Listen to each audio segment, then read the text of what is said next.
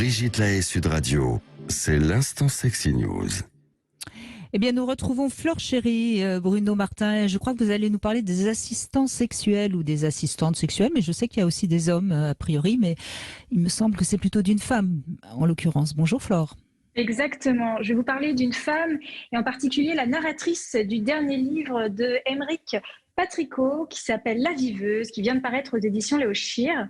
L'histoire d'une jeune aide-soignante, Anaëlle, qui, au travers de la rencontre avec un jeune homme en fauteuil roulant, va devenir assistante sexuelle. Alors, assistante sexuelle, c'est donc une femme, en l'occurrence, mais il y a aussi des hommes, qui s'occupent de l'intimité affective et sexuelle des personnes handicapées. D'ailleurs, on croise des assistants sexuels masculins dans le livre aussi. Ce que j'ai trouvé vraiment intéressant... Pardon ? C'est un roman, donc. Hein. C'est un roman, donc, exactement. D'accord. Ce que j'ai trouvé vraiment intéressant, c'est que l'assistance sexuelle, c'est dans le spectre de la prostitution, mais c'est totalement différent de l'image qu'on a de la, entre guillemets, pute qui se promène en mini-jupe dans les bois. Et c'est ça qui est formidable, c'est de questionner les échanges économico-sexuels dans leur globalité, pas seulement dans la caricature que l'on en a d'une femme forcément belle, jeune et jolie qui minaude dans une chambre de luxe. Dans le livre, on découvre que cette pratique est avant tout perçue comme un soin. Anaëlle sexualise très peu son propre corps. Elle vient chez ses clients avec des tenues ou ses patients avec des tenues très sages, très professionnelles. Elle discute et échange beaucoup avec les parents avant, plus qu'avec le patient en amont de la pratique. Elle parle d'ailleurs de patients, non pas de clients dans son livre, enfin dans le livre d'Émeric. Elle offre avant tout de la tendresse, de la confiance en soi. Elle redonne à un corps diminué l'impression d'exister autrement que par son handicap. Elle cherche à apporter un peu d'humanité dans un corps vécu comme un objet malade, encombrant et honteux. Alors, si l'histoire semble légère au début, le besoin d'argent rapide oblige la narratrice à revoir son métier et sa façon d'en vivre. Le faire pour gagner de l'argent, c'est totalement différent. Elle affine sa grille tarifaire. Elle hausse les prix de ses séances pour les patients qui sont riches, pour ceux qui ne veulent que du sexe pour du sexe, ou ceux qui sont capables de séduire par eux-mêmes. Sa prestation répond parfois à un besoin, parfois à un caprice, parfois aux deux en même temps. Et c'est elle qui établit la différence. Elle est plus douce avec ceux qui sont vraiment diminués, plus ferme avec ceux qui se laissent aller à la paresse. Cela parle aussi du dégoût du client qu'il faut contourner, apprivoiser, détourner. Le livre d'Émeric Patricot est très bien écrit, l'histoire est douce et tendre et l'on passe de toute façon un beau moment en se laissant porter par les réflexions de la narratrice. On rappelle qu'en France, il est interdit d'avoir recours à de l'assistance sexuelle. C'est un délit qui est sanctionné d'une amende pour le client à hauteur de 1 500 €, même si l'on considère que ce client est en réalité un patient. Oui, alors ça c'est un vrai sujet.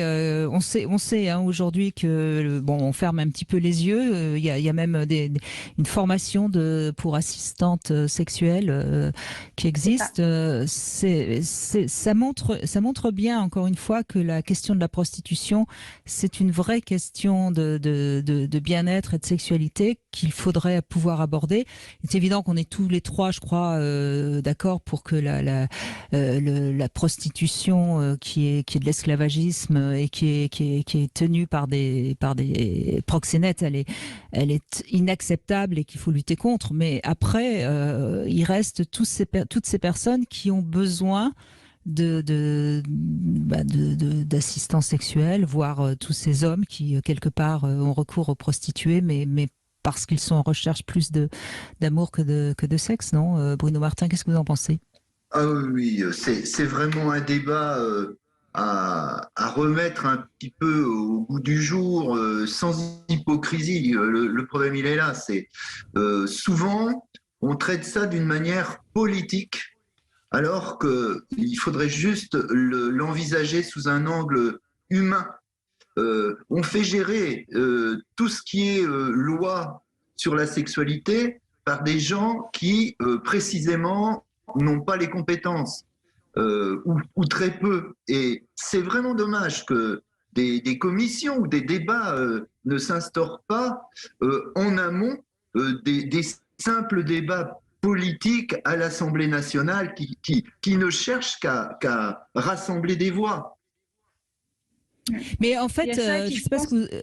Oui, pardon, allez-y, je pense Flore. que lorsqu'on parle de prostitution aussi et qu'on débat de ces sujets de façon politique, on a aussi l'impression qu'il y a une unité, comme s'il n'y avait pas des prostitutions très différentes.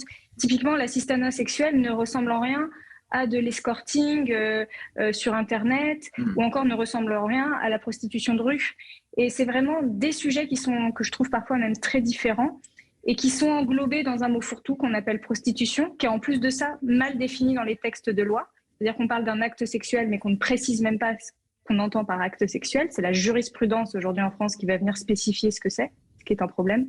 Et je trouve ça dommage qu'on mette ce mot fourre-tout, alors que le livre d'Aymeric Patricot, typiquement, donne un regard totalement neuf sur la prostitution.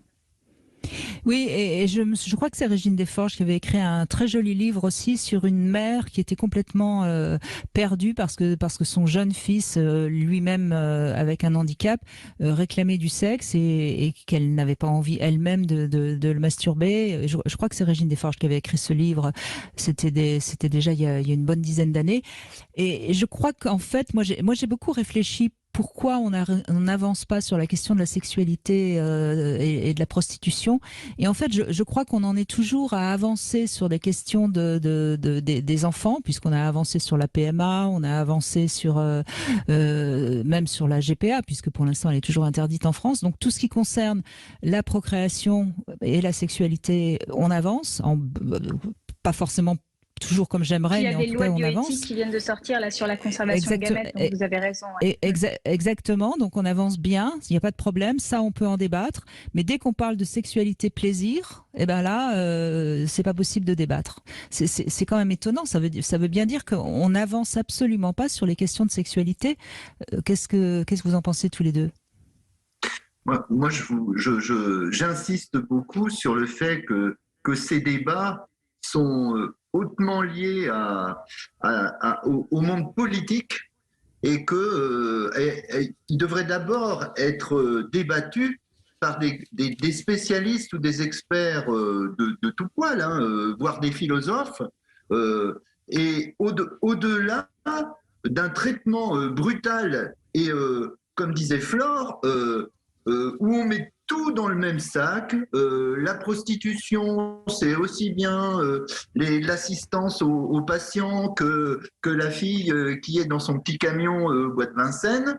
C'est n'importe quoi. Mais on ne fait ça qu'en calculant le nombre de voix que telle ou telle prise de position va porter. Et ça, c'est catastrophique. Catastrophique. Ouais, je suis tout à fait d'accord avec Bruno Martin. Et je pense que c'est aussi parce que la politique, de plus en plus, s'adresse... Enfin, peut-être que les jeunes se désintéressent de la politique et comme elle s'adresse à un électorat qui est assez vieillissant quelque part, parce que ceux qui vont vraiment voter ont 40, 50, 60 ans, qui s'y intéressent sont plus âgés, ces débats-là ne sont pas abordés. Alors que la jeunesse est très sensibilisée aux questions de l'intime, sauf que comme elle se désintéresse peut-être pour une partie de la politique, qui a un fort taux d'abstention, en tout cas chez les jeunes, et ben ces sujets-là n'apparaissent pas encore sur les débats politiques. Je pense qu'il y a un peu de ça aussi. Moi, j'ai une suggestion, Brigitte. Organisez les débats. Organisez les débats. Jusqu'à présent, j'ai réussi à rester en dehors de la politique. C'est pas maintenant que je vais vendre mon âme. Je parle pas de politique.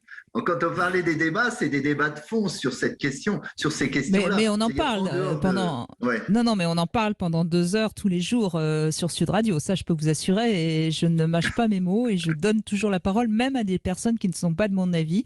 Flore Chéri en sait quelque chose. Alors, Flore Chéri, ça nous arrive des fois de ne pas être d'accord. Et c'est très bien d'ailleurs, parce que c'est comme ça qu'on avance aussi, je trouve. Alors, Flore Chéri, votre roman, je peux le conseiller si vous avez envie que le pouvoir soit tenu par les femmes. Ça s'appelle Matriarchie. C'est un roman également et c'est aux éditions de La Musardine. Merci beaucoup, Flore. Merci.